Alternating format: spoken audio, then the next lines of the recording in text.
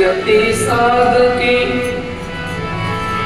ज्यों गांधी की आट, गांधी कजुले में नहीं तो की वास सुवास। सत्संग तो पल की बली, करसी नो गुण जोई। जुग जुग में सुख राम के शेष गुणा भलोए।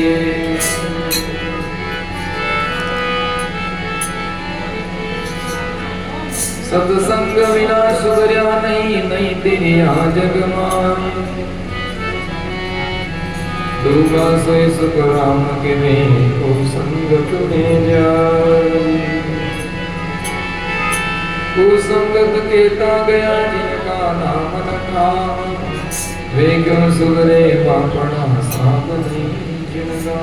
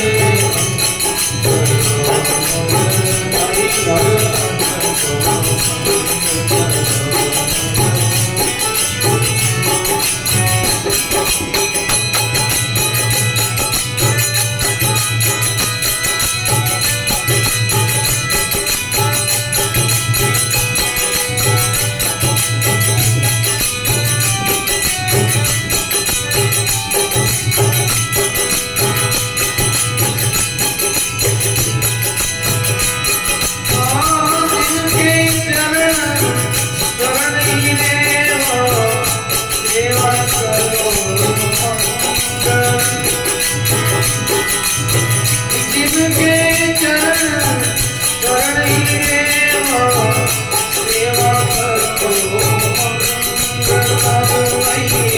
सेवा करो चरण दास सिमरन के पद पर चरण दास सिमरन के पद पर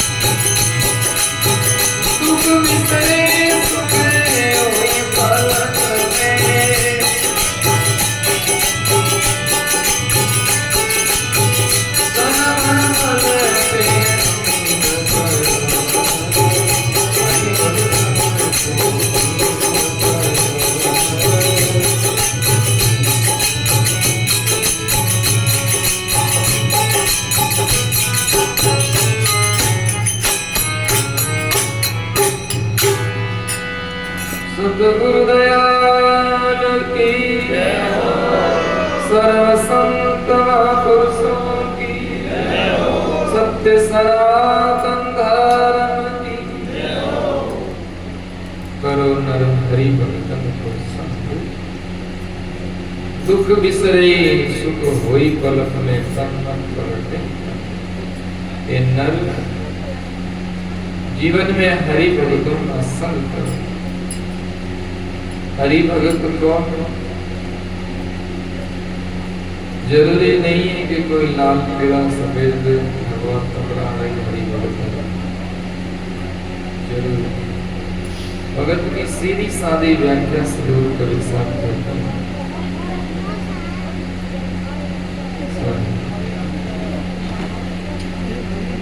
थोड़ा अटेंड ध्यान देना।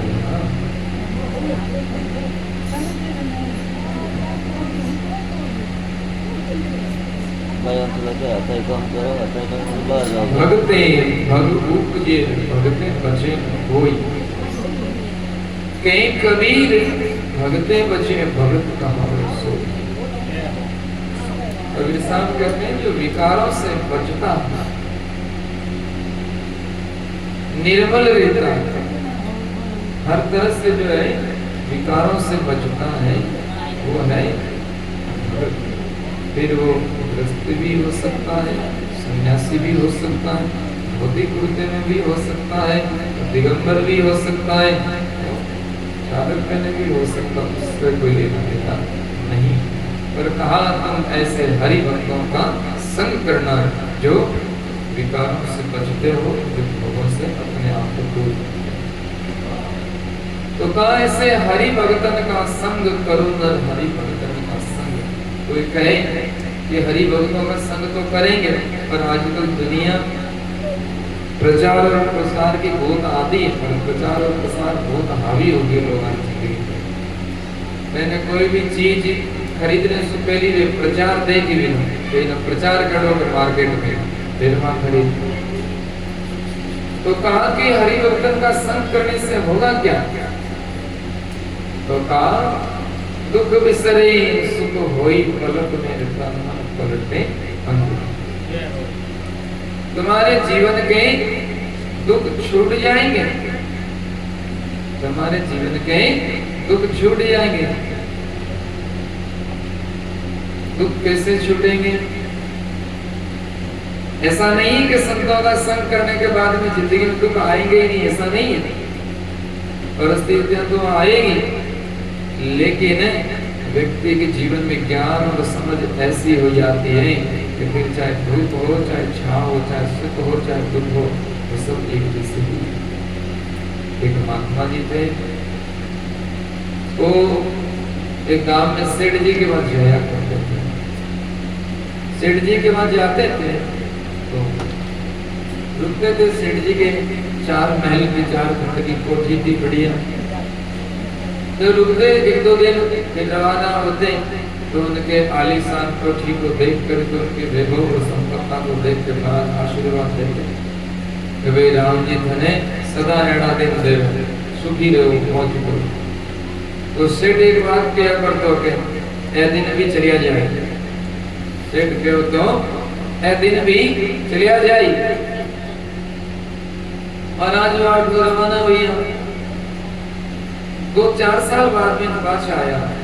संयोग ऐसा हुआ सेठ जी कोई भोपाल में नुकसान हो गया, घाटो हो गया, कोठी बिक गई।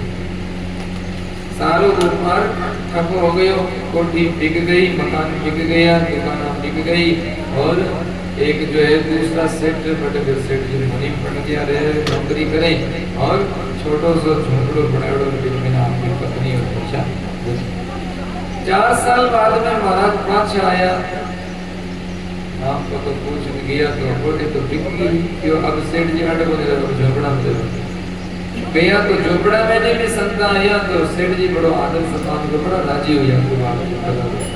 फिर जो है महाराज रोटिया भोजन प्रसाद करा बैठा बातचीत ना करे। महाराज ने बड़ो दुख हुआ, महाराज बड़ो दुख है कि तारी भोपाल में घाटो रह गया, तारी कोठी बिक गई, झोपड़ा में रहना पड़ा। सेठ मुस्कुराया और हंसी।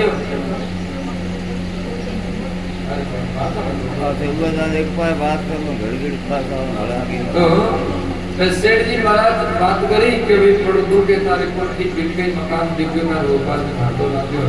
तो सेठ जी बोले महाराज कुछ नहीं करना, ए दिन भी चलिया जाए, ए दिन भी चलिया जाए। और महाराज उठो रवाना हो गया। 2-4 साल बाद वापस आया तो सेठ मारे पाछो भोपाल हाथ लाग्यो, थोड़ा भोपाल करियो, घर को मकान लियो, मकान बना के भोपाल और बढ़ गयो। पहला जेड़ी बार कोठी बनाई थी और पानी कोठी कर खूब मोटो लंबो थोड़ो काम काज बढ़ गयो। फिर महाराज पास आया, राजी जाके हाँ अब के ठीक है, अब ठीक है, अब हमारा हाथ में नेचर। फिर वो सेठ जी के पाप जी ए दिन भी चलिया जाए। अर्थात उसके कहने का मतलब ये है कि ऐसा उसके जीवन में ज्ञान और विवेक था कि चाहे सुख आवे चाहे दुख आवे, जीवन की कोई भी परिस्थिति सदा शाश्वत नहीं रहती है। आज धूप पड़ रही है अभी तो कल ठंडी भी होगी, अभी छाया इस तरफ है तो अभी उस तरफ हो जाएगी। तो इसलिए ऐसा नहीं कि संत जब मिलेंगे तो अपने को जीवन में दुख नहीं आएगा, परिस्थितियां तो आएगी पर दुख के जैसा लगेगा नहीं, महसूस नहीं होगा। इसलिए का दुख बिसरे और सुख होई पलक में, तन मन पलटे अंग। तन कहते हैं शरीर को, अंग कहते हैं स्वभाव को और मन कहते हैं बहुत सारे विचारों के समूह को मन कहते हैं। तो कहा कि जब हम संतों की संगति करेंगे तो हमारा अंग अर्थात तन अर्थात शरीर भी बदलेगा। कोई केवल शरीर बदले बिल्कुल बदले। जो संतों का सत्संगी होगा ना, उनका नैन वेन भी अलग होगा, भाषा उनकी अलग होगी, शैली बोलने की, फिर उनका आहार व्यवहार भी अलग होगा, बड़े सुहावने लगे। और मान लो संतान संगति नहीं है, कोई चोर रहे, कोई ध्यान पुरुष रहे, कोई डाकू रहे, कोई मिनका मारने वाला या 2 नंबर धंधो करने वाला है ना, तो देख खा पड़ जाए वो आदमी सुहावनो नहीं लागे, वो आदमी भयावनो लागे, डर लागे। तो तन भी पलटेगा, अंग भी पलटेगा। अंग कहते हैं अपना स्वभाव। संतों का संग करेंगे तो अपना स्वभाव भी बदलेगा और मन अर्थात अपने विचार भी बदलेंगे। इसलिए कहा कि तुम संतों का संग करो, हरि भक्तों का संग करो। तो का संग तो करें पर करना कैसे चाहिए? उनका संग और साथ करना चाहिए, पर कैसे? उनकी भी कोई विधि कोई शर्त बोले हाँ। तो कहा कि वे निष्काम मिलो संतन संग नाम पदार्थ मंग, यही पाए सब बात करना से तो मुझे ज्ञान करण करो मन हरि भजन का। संतों का संग करना चाहिए निष्काम भावना से। निष्काम का अर्थ किसी प्रकार की कोई कामना नहीं हो रही, नहीं कि भाई अब मरा जाए पगा लगा प्रणाम करा आप जी हो तो सब ठीक है, थोड़ा धंधो मोड़ो आवे कृपा करो जो धंधो बढ़िया हालत हो गया। तो ये संतों का संग करना नहीं हुआ।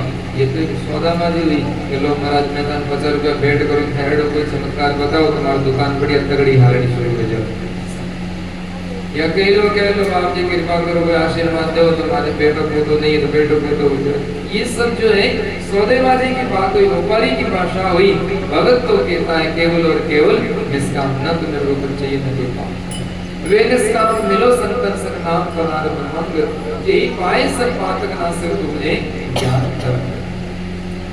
निष्कामता से जो संतों का संग करता है उसकी सारी कामना स्वतः ही पूर्ण हो जाती, और कामना को लेकर के जो संग करता है उसकी केवल एकांत कामना पूरी होती, बाकी जीवन अधूरा ही दे दो। बेनिष्काम मिलो संतन संग नाम पदार्थ मंग। और मांगना हो तो क्या मांगना? संतों से मांगना होवे तो जीवन में संतों से मांगना, नाम साधना मांगना, भक्ति मांगना। उससे क्या होगा? बोले उससे हमारे जीवन के सारे पाप नष्ट हो जाएंगे। इसलिए धर्मदास सिंह ने समझाया